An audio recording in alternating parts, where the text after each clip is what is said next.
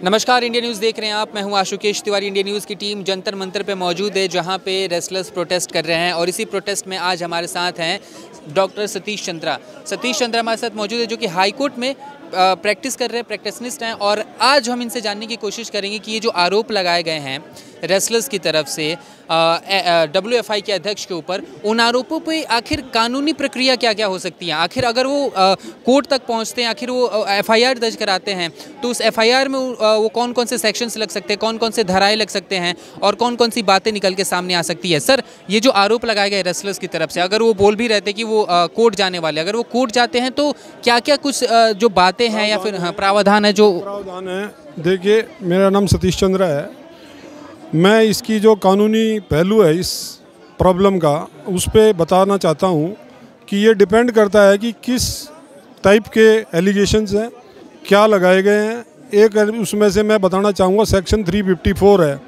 Section 354 में किसी भी स्त्री का या बिटिया का सील भंग की कोशिश या उस पर आपराधिक हमला एक नॉन बेलेबल ऑफेंस है, और ये नॉन बेलेबल ऑफेंस किसी भी मजिस्ट्रेट द्वारा विचारणीय है। इसमें एक और चीज़ क्लियर करना चाहता हूँ मैं कि सेक्शन 354 के अंडर कन्विक्शन में कोई भी समझौते की प्रक्रिया नहीं है। इसमें समझौता मान्य नहीं है। अगर दो पक्ष समझौता भी करना चाहें तो समझौता नहीं कर सकते।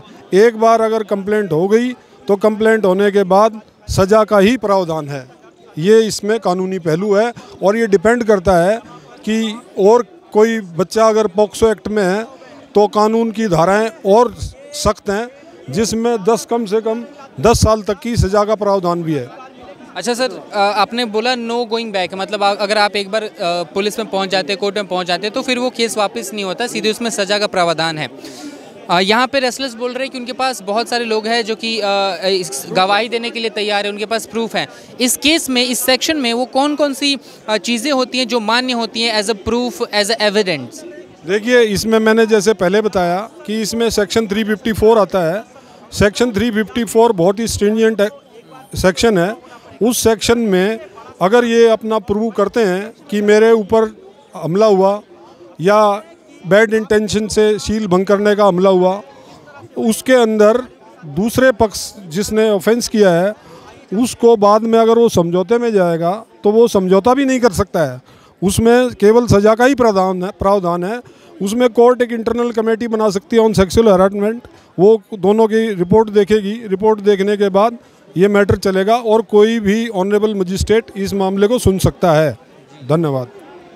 तो अभी आपने सुना कि लीगली प्रोसीजर क्या हो सकता है इस केस को अगर रेसलर्स जो हैं वो कोर्ट में पहुंचते हैं। तो ऐसे ही अपडेट, ऐसी ही जानकारी और ऐसी ही इन्फॉर्मेशंस इंडिया न्यूज़ आप तक पल पल पहुंचा रहा है, इस पूरे के पूरे केस से रिलेटेड, रेसलर्स प्रोटेस्ट से रिलेटेड।